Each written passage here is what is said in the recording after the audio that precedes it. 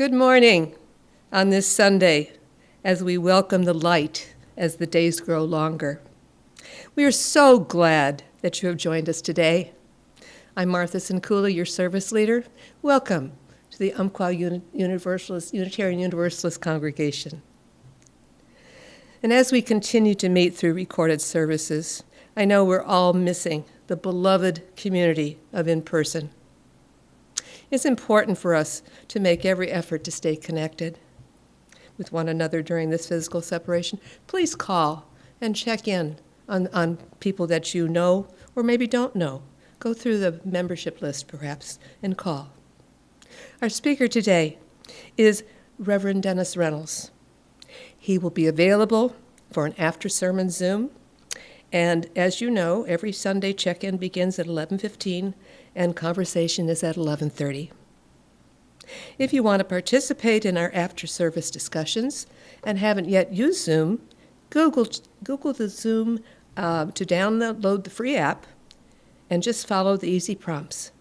Once you've done that and signed up for the free Zoom account, click on the link in your email that Michael sends out each week. And if you miss the after-service discussion, they are recorded. So just like our services, you can view them anytime on YouTube. Services are generally uploaded on Saturday nights. In addition to services and discussions, we also have meditations and interviews. There's a lot to check out. And if you're having trouble hearing our services on YouTube, click the CC button, which means closed captioning. It's found at the bottom of the YouTube screen next to the settings and the full screen controls. Caption will appear so you can read along as you watch. We thank Michael Wheeler and Lucy Swangham for their work on producing these videos of our services each week.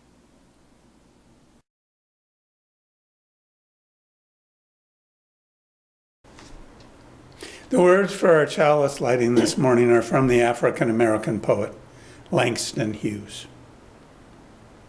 We have tomorrow bright before us like a flame. Yesterday, a night gone thing, a sundown name. And dawn today, broad arch above the road, we came.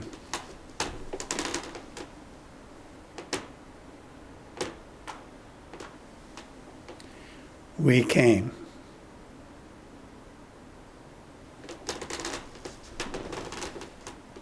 Please join us in singing hymn number 346, Come Sing a Song with Me.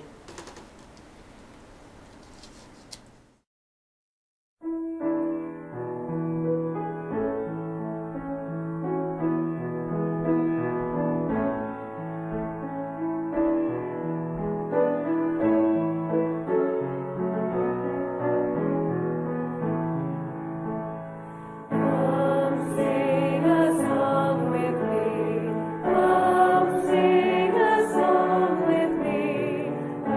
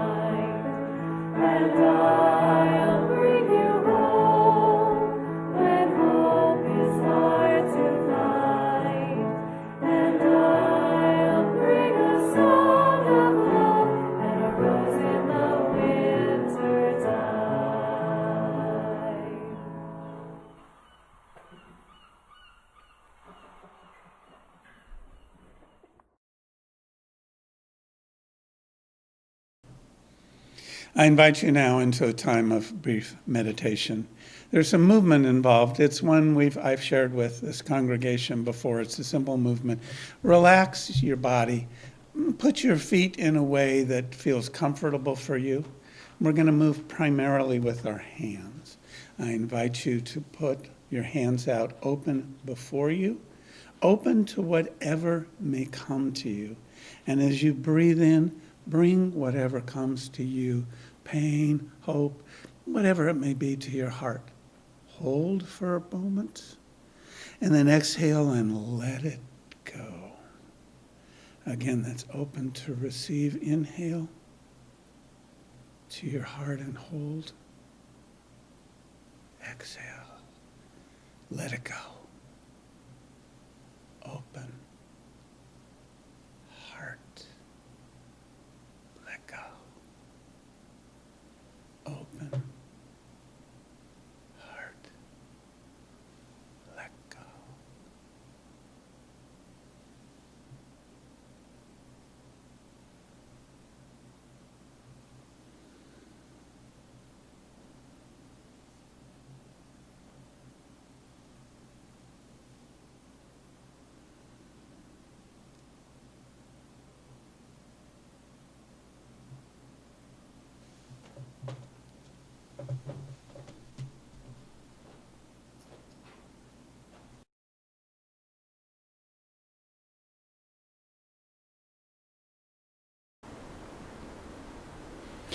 The reading Martha and I will share this morning is from the African-American writer Alfred A. Duckett, who it's reported may have collaborated with the Reverend Dr. King for his noted "I Have a Dream" speech. Where are we to go when this is through? We are the war-born. What are we to do? Where are we to go when this is done? Will we slip into old accustomed ways, finding remembered notches one by one, thrashing a hapless way through our quickened haze? Who is to know us when the end has come?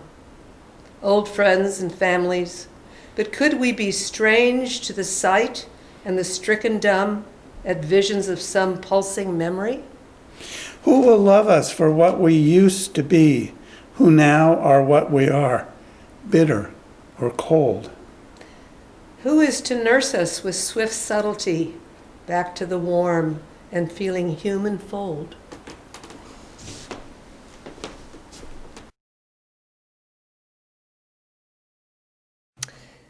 Now I'd like to introduce Dennis Reynolds, who has visited our congregation several times. We always enjoy his wisdom and wit and his ability to share his authentic self with us. Dennis?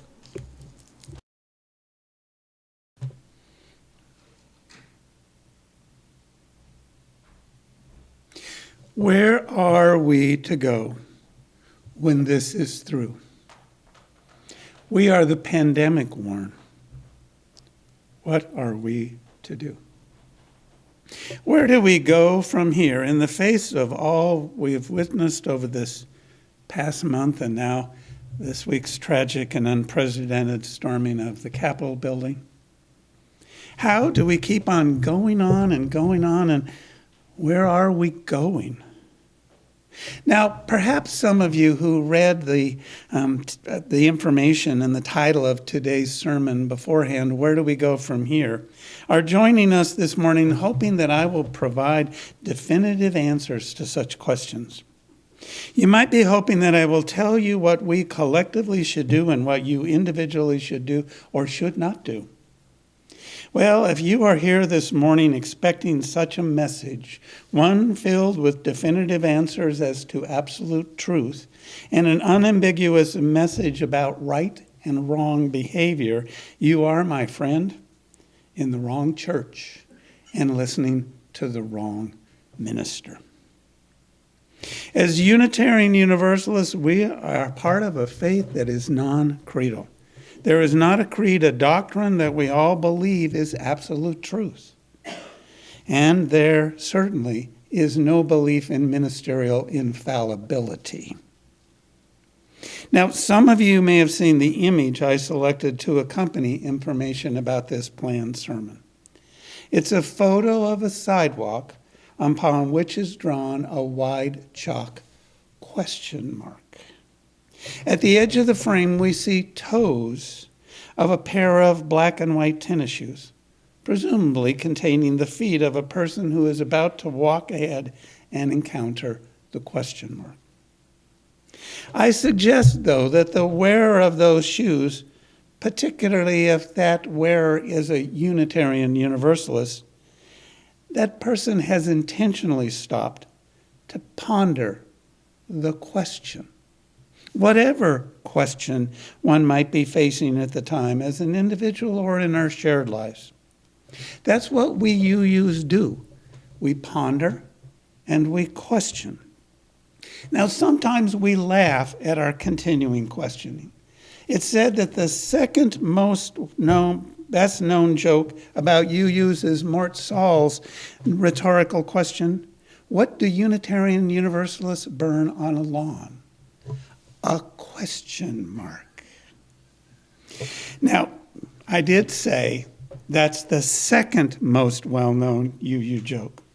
The most well-known is the one about the recently died UU who is on his way to heaven. Yes, some of us believe in such a notion, at least metaphorically, or are willing to set aside our disbelief for a good punchline. Well, anyway, on the pathway to heaven, this UU encounters on a fork on the trail with two signs with arrows. One sign points to the right and says, heaven. The other points to the left and says, discussion group about heaven. The good Unitarian Universalist, of course, turns toward the discussion group, there to happily spend eternity discussing. But I digress, because we seriously do need to confront questions about where do we go from here. In this very young year labeled 2021, such questions echo in our minds and our hearts, touching the very core of our being. Now, this past year, especially the last 9 months since the pandemic arrived, has altered our lives in many ways. The changes we've brought have been very difficult, life-altering for many, life-ending for 360,000 Americans and over 1,000 Oregonians. The disease and efforts to slow its spread have damaged the economy, destroyed the businesses of many, and employment for many, many more has ended. Now, well-publicized deaths of black people by the police and protests that followed have exposed a systemic wound within the fabric of our culture. Political divisiveness has continued through this week's runoff election in Georgia and the congressional approval of the Election College affirmation of Joe Biden and Kamala Harris's election. What we witnessed happening at the Capitol on our televisions was heart-wrenching. We would so like to put all of that in the rearview mirror, to put it in the past. If only I had a wizard's power to command it to be so. Begone from my sight and my memory, you foul and evil-filled year. Begone, you terrible pandemic. Begone, horrible divisiveness. All these begone. If only it were so easy. If our singing of Auld Lang Syne a mere 10 days ago had somehow magically made all of last year vanish. Poof, it's all gone. That is sadly not the case. Coronavirus cases in much of the country are continuing to increase, and a new, potentially more contagious strains have emerged. The vaccines are beginning to be distributed, but even that hoped-for relief is happening at a slower rate than what many had hoped for. The news also still reports black deaths in the cities and disproportionate deaths from COVID-19 in communities of color. Businesses in many areas, especially restaurants and bars, remain closed and their staff remain unemployed, including my son and daughter-in-law. While some relief has come from Congress and belatedly was signed into law by the president, both sides of the political divide urge action. The extremes of that political divide emerged this week. That divide and those problems will not go away with the inauguration of a new president.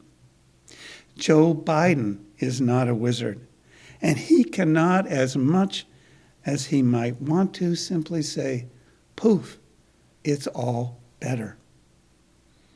So much is so very dark and so much needs to change, but such a transformation is not accomplished by magic. As grown-ups, we know that no man or no woman, no individual has the magical power to make it all better, at least overnight, and certainly not by themselves. We do need to determine where to go from here and what we can do to help shape what comes next. As Unitarian Universalists, we hold faithfully to the belief that it can get better, and we affirm that we can do things to help make that a reality. I want to remind you this morning that the core shared belief of liberal religion, be it engaged Buddhism, progressive Christianity, liberal Judaism, hope-filled humanism, or Unitarian Universalism, is faith in the human capacity to make a difference. Faith in the human capacity to make a difference. At the most basic level, it's kind of knowing, as the song I've suggested you listen to tells us, to keep going on. As that song advises us, let's bring some joy into the room. Why not? We could try it. Or some rage and some grief and relief. I hold my rage. I pray my rage is a fire that cleans my minds out and makes me ready to listen. I pray my pain is a river that flows to the ocean that connects my pain to yours. And I pray my happiness like pollen that flies to you and pollinates your joy. Oh boy, is that possible? I don't know. We're making this up as we go along. We are making this up as we go. We are making this up as we go along. And we bring some joy into the room because such joy is the alternative, the cure, or at least the antidote for depressive darkness. Yes, 2020 included boundless joy, along with pain and disruption. In my personal world, the joy includes my grandson Jasper's birth and the engagement of my youngest son Nick and his beloved Allison, and Nick's new career and our new home, and birds and flowers and the beautiful, refulgent joy of the natural world.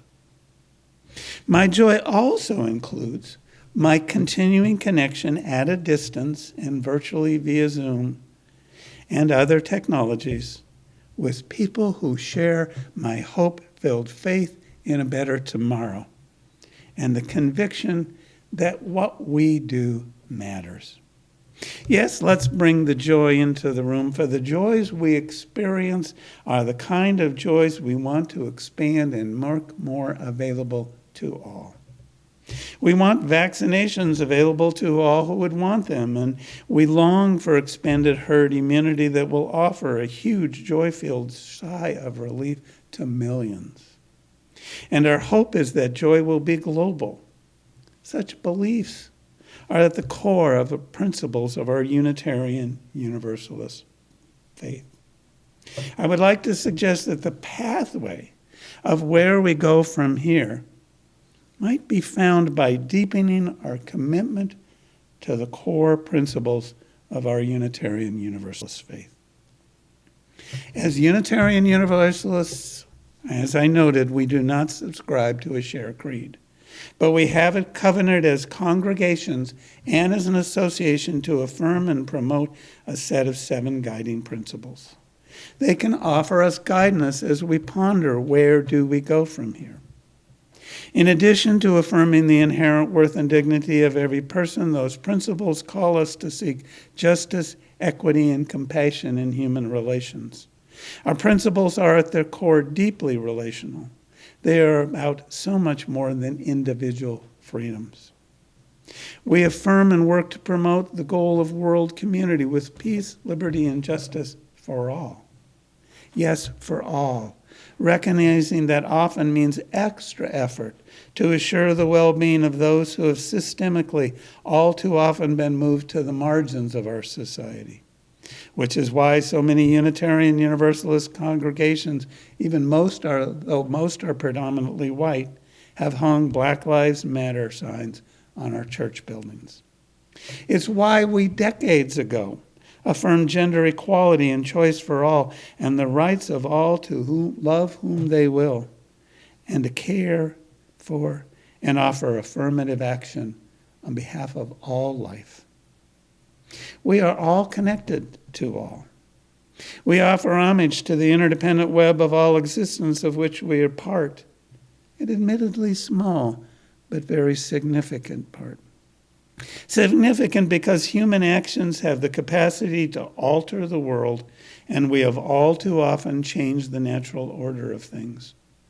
Our ability to travel across the globe is just one example. And as a result of that capacity, COVID-19 has been much more than an epidemic. It has been a pandemic, a global catastrophe, a catastrophe that reminds us of our global connections. Such connections can spread innovation and wealth, and they can also spread a disease.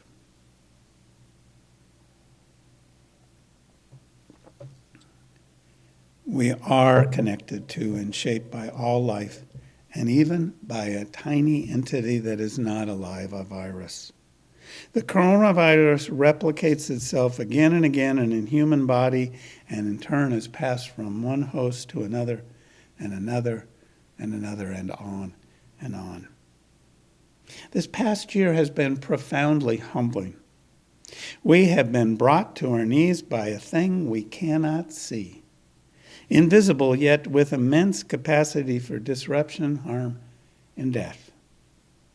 In individual lives, it has destroyed the belief that we can control our future and we consistently can implement our best laid plans. Oh boy, hasn't that been a tough one to accept. There is so much not knowing, so many unanswered questions. Can I plan for travel? Can I gather for safely with friends and family? And if so, when and how and where? When might I get a vaccine? When can I go to the movies, a restaurant, a basketball game, or a party, or just have a cup of coffee face to face with a friend? When can I take off my friggin' mask and hug most of my friends? When can a child in the grocery store actually see my smile? When will things get better for most of us? We do not know the answers to those and so many questions. So one key thing we can do is accept the reality that we humans are not always in control. Václav Havel, the Czechoslovakian playwright, former president and deep thinker, in an essay and address titled Radical Renewal of Human Responsibility, said, "We must divest ourselves of our egotistical anthropocentrism, our habit of seeing ourselves as masters of the universe who can do whatever occurs to us. We must discover a new respect for what transcends us, for the universe, for the earth, for nature, for life, and for reality. Our respect for other people, for other nations, for other cultures can only grow from a humble respect for the cosmic order and from an awareness that we are part of it, that we share in it and that nothing of what we do is lost, but rather becomes part of the eternal memory of being where it is judged.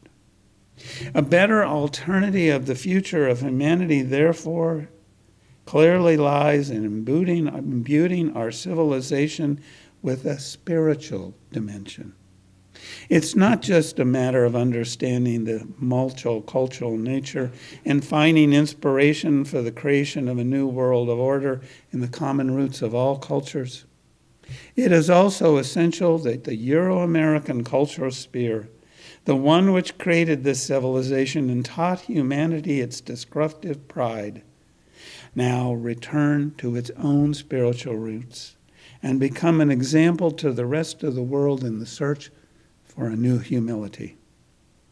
Whether our world is to be saved, he continues, from everything that threatens it today depends on whether human beings come to their senses, whether they understand the degree of their responsibility and discover a renewed relationship to the miracle, the very miracle of being.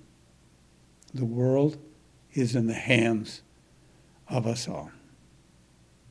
How rapidly and equally we conquer the pandemic, if and how we rebuild for a more suitable and inclusive future.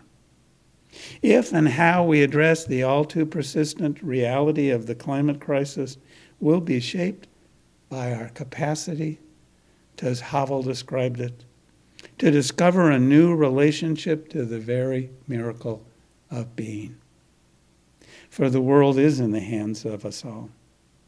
How we assume responsibility for our small piece of this shared calling is still in the realm of the unknown. But what we do know is that our faith calls us to ponder, to work to both ask the questions that need to be asked and to formulate and implement when and where we can some answers. Our faith in the unfolding reality of the world calls us to keep going on. As the lyrics of the song remind us, oh, we're making it up as we go, we're making it up as we go. And I pray when we meet again that the world has changed in the world we are imagining now together. And I pray that the world has become the world that we're planting inside of ourselves, for each other, for our ancestors, and for our children. And we're going to start. This is a rough beginning. This is all I've got, is a rough beginning. We're going to start by singing some songs and saying some words in this tiny space together. And we hope that when you hear them, you will feel a little bit less alone. And you will feel a little bit less alone in the work and in the hurt. And we will be together today somehow. Whenever this is, wherever this is, we will be together. And we will keep going on. Keep going. Keep going on. I invite you to join us in singing our hymn. It's number 168 from the hymnal, One More Step.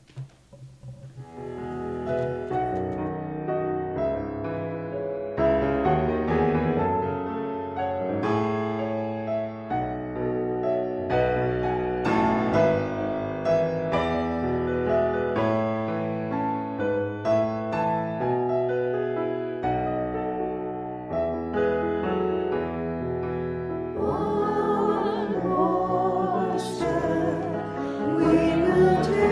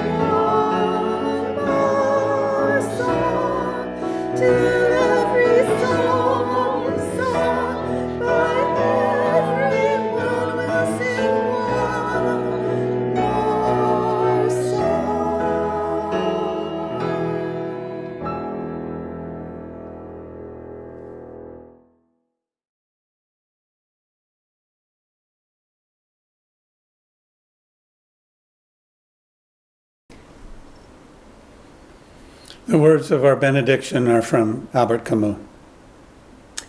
Great ideas, it has been said, come into the world as gently as doves. Perhaps then, if we listen attentively, we shall hear amid the uproar of empires and nations a faint flutter of wings, the gentle stirring of life and hope. Some will say that this hope lies in a nation, others in a human being. I believe rather that it is awakened, revived, nourished by millions of solitary individuals whose words and works every day negate frontiers and the crudest implications of history. As a result, there shines forth fleetingly the ever-threatened truth that each person, on the foundations of their own suffering and joys, builds for them all. Builds for them all. May it be so. Salam, shalom, amen, and blessed be.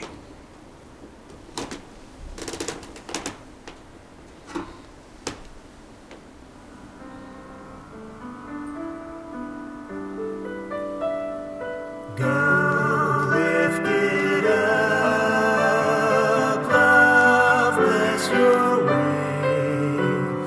Move